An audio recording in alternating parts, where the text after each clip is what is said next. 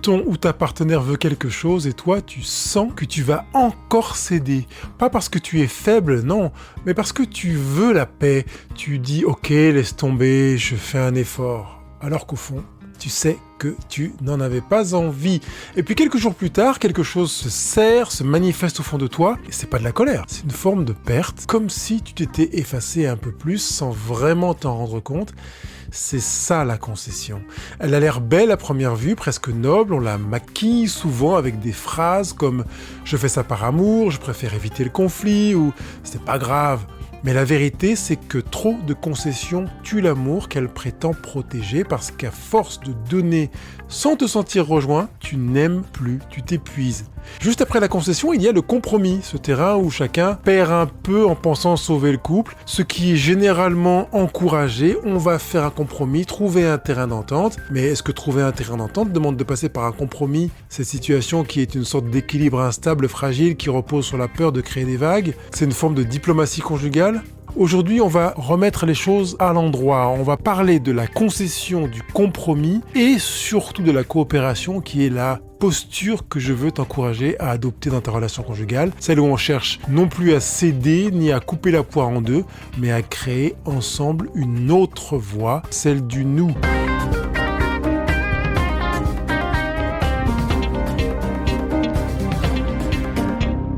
La concession, c'est la sœur déguisée du sacrifice. Et toute personne que j'accompagne dans un programme couple heureux sait que j'ai en horreur le fait de se projeter vers un sacrifice. La concession naît d'une intention noble, évidemment. Je fais ça par amour, mais elle crée une dynamique de dette. Elle repose sur un déséquilibre qui ne se voit pas, dans lequel l'un donne plus, l'autre reçoit plus, et chacun finit frustré ou pas pleinement satisfait, parce que le premier a le sentiment d'avoir trop donné, quand le second a le sentiment qu'on a abusé de lui, ou même qu'il doit rendre.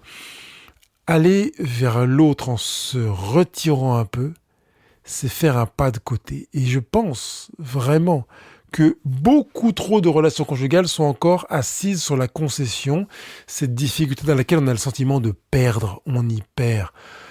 Parce qu'en fait, dans la concession, il y a une forme d'abandon, un mouvement de retrait, où on veut laisser de l'espace à l'autre, mais on a conscience de restreindre son propre espace. On pense que c'est pas une faiblesse, c'est un acte de maîtrise, presque une forme de noblesse intérieure. Celui qui concède ne s'efface pas, se dit-on, il choisit de laisser passer la parole, de restreindre son désir pour le besoin de l'autre. Et ce faisant, il est conscient qu'au bout d'un moment, il s'est un peu tu, il s'est abîmé, il s'est recroquevillé, il ne s'est pas affirmé, il s'est limité dans son droit d'exister et a le sentiment parfois d'une injustice, d'une blessure, d'une cassure, d'un fossé qui se crée entre lui et son partenaire. Et j'espère que ce n'est pas ton cas, mais que si c'est le fait, que tu le constates dans ta relation conjugale, que tu vas prendre ce sujet à bras le corps pour tourner le dos à la concession, pour opter pour la troisième chose que l'on va voir aujourd'hui. D'abord, je voudrais illustrer ça dans la relation conjugale, parce que l'un veut sortir, par exemple. L'autre veut rester. Je voudrais que tu vois à quoi ressemble la concession. Et justement, ça pourrait ressembler à « Ok, je reste puisque ça te fait plaisir. J'aurais aimé sortir, mais bon, ok, je comprends. Ok, on reste là, quoi. » Donc, sur le court terme, ça procure un bénéfice sérieux qui est l'harmonie apparente. Ça va, on se tire pas dans les pattes, on accepte, et généralement, malheureusement, c'en est un des deux qui accepte plus que l'autre. On a en plus le travers de penser que c'est de l'acceptation, alors que c'est bien de la concession, et que sur le long terme, eh bien, on risque de nourrir une rancune, de se rendre compte que celui qui a le sentiment d'y perdre tient les comptes, il a le sentiment d'injustice, une frustration, parce que celui qui fait toujours des concessions finit par demander inconsciemment de la réparation. J'ai fait ça pour toi, j'ai arrêté ma carrière pour toi, j'ai refusé d'aller faire ça pour toi. Et quand la phrase se termine par « pour toi », je dis systématiquement que c'est dommage. Je sais que l'intention, elle a été le bien du couple, le bonheur de l'autre.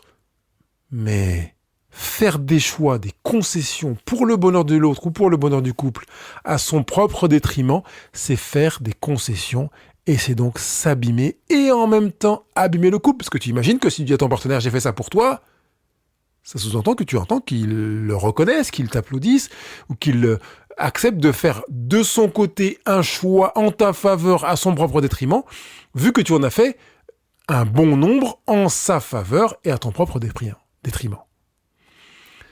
Il y a un piège dans cet amour sacrificiel. Parce qu'en fait, on cède pour prouver que l'on aime l'autre. Et dès que l'on rentre dans une dynamique consistant à prouver l'amour, on est dans une mauvaise dynamique. Je dis oui parce que je veux créer quelque chose qui nous permette de sortir de la situation dans laquelle on est, tout en maintenant une forme de petite tension finalement. En réalité, tu t'éloignes de toi et tu crées une tension intérieure, un désalignement comme on le dit en développement personnel. Et tu fais ça pour te rapprocher de l'autre. Mais ça ne marche pas dans la durée. Parce que tu peux te retrouver à tenir les comptes, comme je l'ai évoqué tout à l'heure. C'est un schéma qui nourrit une inégalité, une faille émotionnelle qui peut finir par abîmer, éroder la relation, par tuer la spontanéité, faire que l'on est dans la retenue et qu'on est dans une sorte de donnant-donnant, on pourrait dire ça comme ça. Et je voudrais que tu t'interroges avant de passer à la deuxième étape qui sera de s'arrêter sur le compromis. Dans la concession, demande-toi pourquoi tu cèdes. Pourquoi je cède ? Est-ce que c'est par amour ou par peur de perdre l'amour ?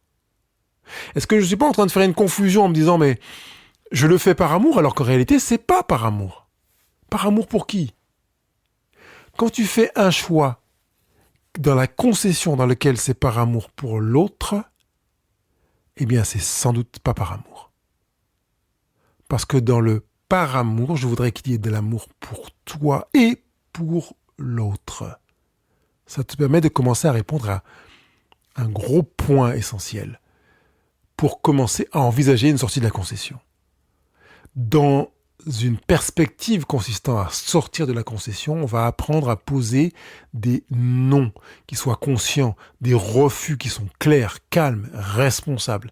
Dans ce que j'aime appeler la tendre fermeté dont je parle dans un programme qui s'intitule 30 jours pour bâtir le couple de ses rêves, dans lequel je m'arrête sur cette aptitude à développer cette tendre fermeté dans laquelle on dit non sans être en rejet.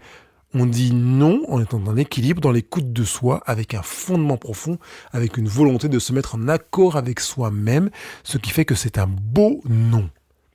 On valorise la différence au lieu d'essayer de la gommer. Je sais pourquoi je dis non. Et je sais que dans mon non, je vais veiller à me respecter et en même temps à te respecter, ce qui fait que je n'ai pas besoin de concession. Le but est de rétablir un équilibre d'estime. Je vais m'estimer et en même temps, je vais t'estimer. Je n'ai pas besoin de me sous-estimer ou de me mésestimer pour t'estimer. Je peux t'aimer parce que je m'aime. Et pas t'aimer pour être aimé par toi. Je m'aime suffisamment pour ne pas entrer dans la concession. Tu entends que dans l'étymologie de concession, il y a le verbe céder. En fait, on va concéder. On va donner à l'autre, on va abandonner quelque chose que l'on a au bénéfice de l'autre et à son propre bénéfice également. C'est pour ça qu'il y a le con, c'est le avec.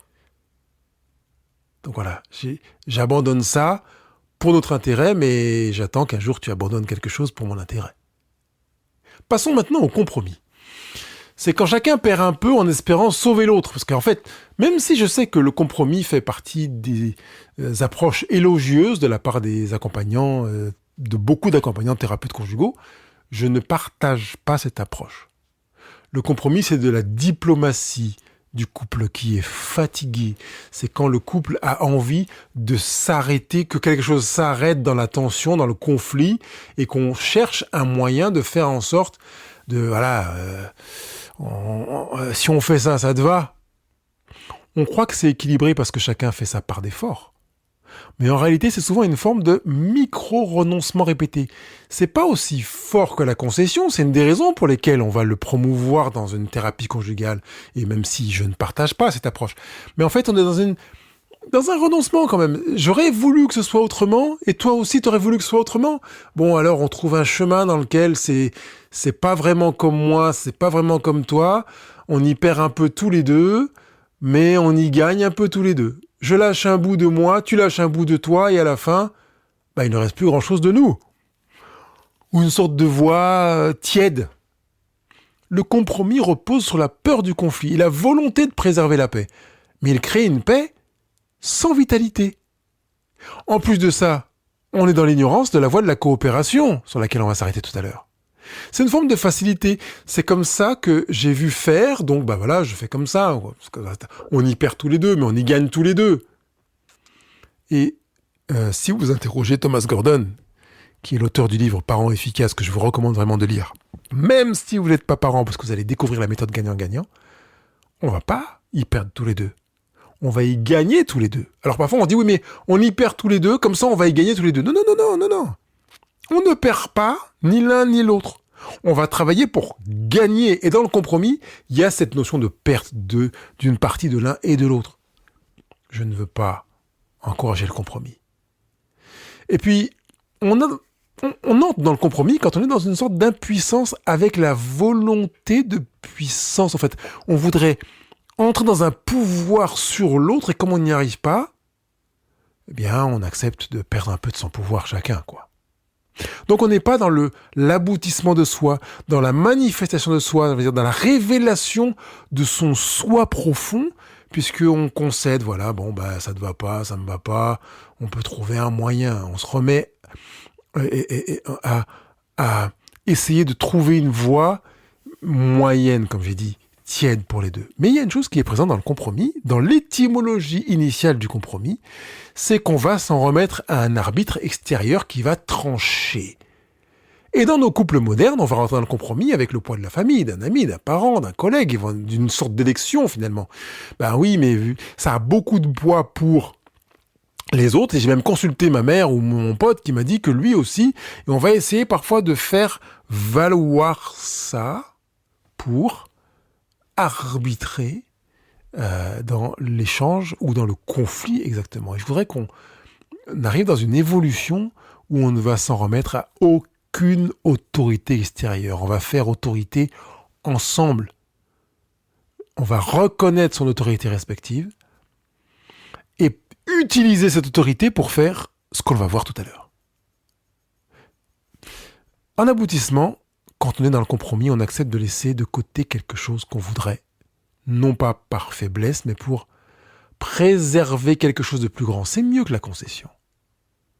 On se rapproche d'une volonté de préserver le lien, de vouloir la paix. Et je rappelle que l'étymologie de pacarré, qui est à l'origine de la paix, pacifier, c'est de payer quelque chose en échange de quoi on obtiendra la paix. Ça ne m'intéresse pas du tout dans la relation conjugale. On n'a pas à dépenser pour avoir la paix. On a à fabriquer, à co-créer la paix. Et encore, je dirais même pas la paix, mais je dirais l'harmonie. On est dans une approche dans laquelle je pourrais l'illustrer comme on veut sortir. On veut sortir de la situation. Et pour reprendre le même exemple que tout à l'heure, l'un veut sortir, l'autre préfère rester à la maison. Dans le compromis, on dit ok, on sort, mais pas longtemps. Tout à l'heure, on était là, ok, je voudrais, on va rester puisque ça te fait plaisir de rester. Là, c'est on sort, mais pas longtemps, par exemple. Personne n'a vraiment de satisfaction profonde. C'est un accord entre deux frustrations, là encore. Dans le compromis, chacun se protège, mais personne ne se déploie. On n'est pas dans la manifestation complète de soi, comme je l'ai dit tout à l'heure. Donc, on a des signaux qui manifestent un couple bloqué dans le compromis, où on va dire, par exemple, que tu pourrais t'entendre, ou entendre souvent dire « ça va, c'est pas grave ». Une manière de minimiser la situation pour que l'autre accepte. Tu ressens un léger goût amer aussi quand tu es dans le compromis. Après avoir trouvé un terrain d'entente, oui, on a trouvé un terrain d'entente, mais bon, je ne suis pas pleinement satisfait ou satisfaite. J'aurais préféré autre chose. Même si j'aurais pas préféré que ce soit forcément mon idée qui soit retenue, mais j'aurais préféré autre chose. Tu sens qu'il y a une forme de dette aussi qui est émotionnelle et qui s'accumule, qui se traduit parfois par « il me le devait bien vu que j'ai fait ça pour lui ». Hein ? Et à la longue, le couple devient tiède, comme dans la concession, même si c'est moins tiède que dans la concession, ou plutôt moins froid que dans la concession. Il y a moins de disputes, mais il y a moins d'élan. Parce qu'on se rend bien compte qu'on n'est pas dans la manifestation de soi, dans la révélation, dans l'explosion de soi, dans la création de soi. On est dans une sorte de ouais, bon, ok, on a trouvé quelque chose, mais bon, voilà, ça va, quoi. Je voudrais que tu sois en mesure de ne plus laisser se glisser de notions de compromis. On fait plus semblant d'être ok. On fait plus semblant de dire bon, ça me convient pas complètement, mais bon, je vais m'en satisfaire. Non, c'est fini. On va identifier les bénéfices cachés à ce stratagème de dire ouais, je dis ok, bon, je lâche un bout, comme ça, j'ai pas peur qu'il me lâche. Ou comme ça, je pourrais peut-être lui demander quelque chose. On identifie ça, on laisse pas passer. Et on va commencer à remplacer la question « Comment on coupe la poire en deux » par « Qu'est-ce qu'on veut vraiment construire ensemble ?» Pourquoi on tient, avec cette volonté de quête de sens, à construire quelque chose ensemble ? Et là, on quitte le terrain du compromis. On a bien compris que la concession, on va céder quelque chose ensemble, on se sacrifie l'un et l'autre pour le bien du couple. C'est pas une chose qui me fait rêver. On a bien compris que le compromis dans lequel on va aussi abandonner une partie de soi, même si on est moins dans le sacrifice que dans la concession, ne me fait pas rêver non plus. Je préfère rêver avec toi de la coopération, dans laquelle on va créer un lieu dans lequel on ne va céder à rien. On va complètement changer de paradigme. Le compromis et la concession sont défensifs. Ils visent à éviter la rupture, à protéger quelque chose. Dans la coopération, on ne protège rien du tout. On co-crée. On est dans la créativité. Elle vise à faire grandir la relation. J'aime beaucoup une chose que j'ai entendue il n'y a pas très longtemps sur la créativité, qui est que c'est une activité de personnes qui veulent s'amuser avec leur mental et leurs émotions. On va s'amuser ensemble, Et si on crée quelque chose qui nous satisfasse, qui nous permette d'expérimenter quelque chose, là, on est dans la coopération, dans la co-création qui pourrait être un synonyme. C'est la seule posture où l'on ne cherche plus à avoir raison, on ne cherche plus à gagner soi, mais à trouver ce qui sert le lien, ce qui va faire qu'on va être une équipe de gagnants, où on va être dans la satisfaction l'un et l'autre, sans rien qui vienne au détriment de l'un ou de l'autre. Dans la coopération, on ne cherche plus le juste milieu. On cherche le juste pour nous deux. Ça veut dire que si je me repose sur la même illustration que celle que j'ai prise depuis le début, dans laquelle l'un veut sortir et l'autre veut rester, dans la concession, il y en a un qui disait bon, ok, ça te fait plaisir de sortir, on y va. Dans le compromis, on disait ok, on sort mais pas longtemps. D'accord, j'y perds mais pas trop. Dans la coopération, on va dire ok, on veut des choses différentes. Et si on crée un moment qui réponde à nos deux besoins, une sorte de calme, un dîner en dehors, machin, et on va chercher ensemble ce que ça pourrait être. Parce que dans la coopération, on ne va pas focaliser notre attention sur le moyen, qui pourrait être on sort pas, comment faire pour le satisfaire, etc. On va se centrer sur les besoins. De quoi as-tu besoin ? Ce qui fait que personne ne s'efface. Les deux participants sont en recherche d'options nouvelles parce que l'énergie n'est plus de céder, mais de construire. Ça veut dire qu'effectivement, on va passer plus de temps dans la coopération que dans la concession, dans le compromis, parce que dans la concession, il y en a un qui va vite s'effacer au bénéfice de l'autre. On a gagné du temps, ça a été rapide et efficace, super. Dans le compromis, on va tous les deux travailler à oui, on va y perdre, mais bon, comment on peut faire ? On va faire comme ça en gros. Alors que dans la coopération, on va véritablement co-créer quelque chose. Et pour co-créer, avant d'apporter quelque option ou solution que ce soit, on va se centrer sur les besoins. Qu'est-ce qui fait que tu veux ceci ou cela ? Qu'est-ce qui fait que toi, tu as cette aspiration ? Pourquoi tu es attaché à ça ? Pourquoi tu voudrais sortir ? Qu'est-ce que tu recherches dans cette expérience de sortir ? Et l'autre va poser la question, et toi, dans le fait de rester, qu'est-ce qui fait que tu voudrais rester ? On va vraiment se centrer sur les besoins. Moi, je veux sortir parce que. Moi, je veux rester parce que. On va nommer les besoins avant de parler des positions avant de faire quelques propositions que ce soit. Tu veux sortir ? Oui, qu'est-ce qui fait que tu veux sortir ? J'ai envie de bouger, j'ai envie de mouvement, là, d'animation, de création, de me retrouver dans un autre univers, dans un autre milieu.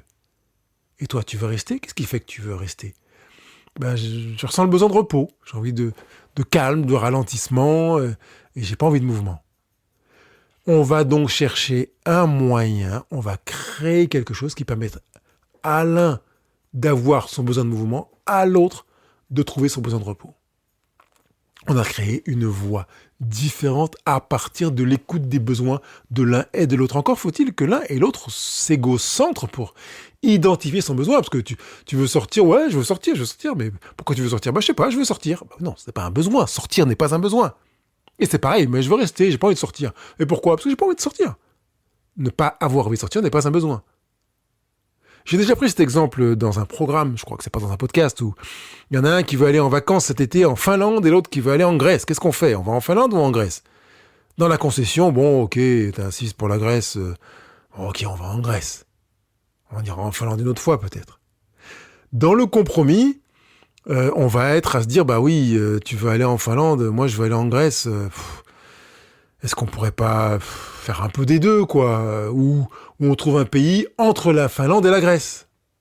Tu constates qu'on n'a pas pris connaissance des besoins de l'un et de l'autre. Dans la coopération, on va chercher à savoir qu'est-ce qui fait que tu veux aller en vacances en Finlande. Et toi, pourquoi tu veux aller en vacances en Grèce ?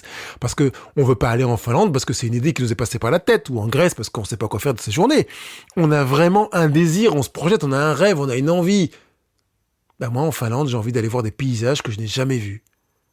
Et puis je veux pas souffrir de la chaleur, je veux vraiment quelque chose qui... Voilà. On va se mettre à l'écoute des raisons pour lesquelles celui qui veut aller en Finlande veut aller en Finlande. Et puis en Grèce, moi, je veux aller dans un pays dans lequel je vais découvrir quelque chose que je ne connais pas. Et puis je veux, etc., etc. Et en écoutant les besoins de celui qui veut aller en Grèce, on va identifier des éléments qui vont faire qu'on va chercher à répondre aux besoins de celui qui veut aller aussi en Grèce. Donc on va chercher à répondre aux besoins, pas au fait d'aller en Grèce ou en Finlande, mais quels sont les besoins qui font que... Et du coup, on va chercher ensemble des moyens qui vont permettre de répondre aux besoins de l'un et de l'autre. Il n'y a pas à céder sur des désirs de l'un et de l'autre, des aspirations de l'un et de l'autre. On va chercher comment faire pour aller dans les deux directions simultanément ou en même temps.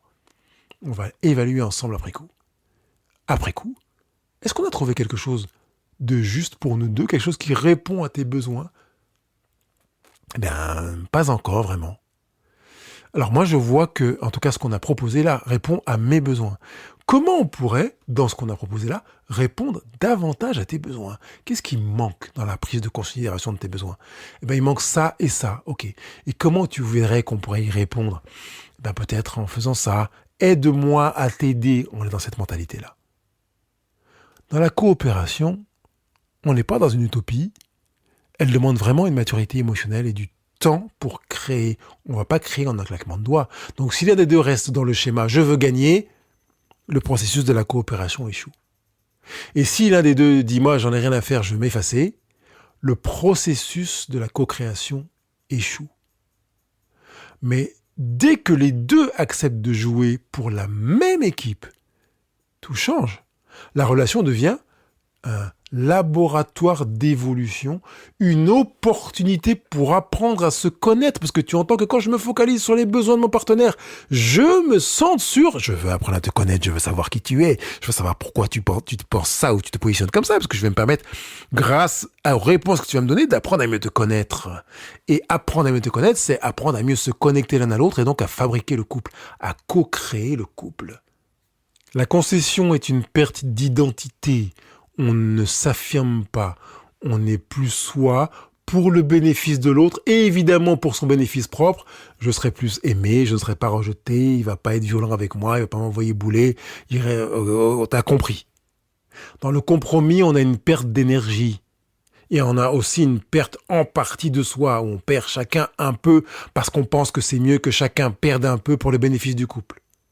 Dans la coopération, on est dans une perte zéro. On est dans l'expansion du couple, dans la manifestation de l'un et de l'autre, puisque on se centre sur les besoins de l'un et de l'autre pour répondre aux besoins de l'un et de l'autre. Et par conséquent, on est dans une révélation, dans un accomplissement de soi. Cette semaine, je voudrais t'inviter à repérer un moment où tu étais prêt à faire une concession ou un compromis et que tu te demandes qu'est-ce qu'on pourrait créer d'autre à deux sans être dans la concession et sans être dans le compromis pour rentrer dans la coopération, dans la co-construction. Je te rappelle que le couple, ce n'est pas l'art de céder, ce n'est pas le terrain dans lequel on va chercher à abandonner un petit bout, même infime de soi. C'est l'espace dans lequel on va créer ce qui nous convient, l'art de co-créer, de mettre ensemble une chose qu'on appelle la coopération, l'opération commune pour parvenir à une satisfaction maximale de l'un et de l'autre. Tu as peut-être parfois l'impression que c'est utopique ce que je te raconte là. Mais peut-être que si tu entendais des couples qui ont été accompagnés dans des programmes couple heureux, tu pourrais te dire qu'on est loin de l'utopie. On est dans la pratique, dans le concret, dans cette capacité à se manifester soi, à tendre la perche pour que son partenaire se manifeste lui aussi, parce que c'est là qu'on prend vraiment son pied dans une relation en se disant mais vraiment je me régale d'être avec toi parce que je te découvre pas à pas et que en étant dans ce frottement mutuel, je me découvre moi aussi dans des capacités à faire preuve de créativité pour créer une relation dans laquelle on se satisfait l'un comme l'autre, parce qu'on apprend progressivement au fil du temps et en coopération après coopération à vraiment être à l'écoute de l'un et de l'autre. Donc évidemment, à instaurer du bonheur.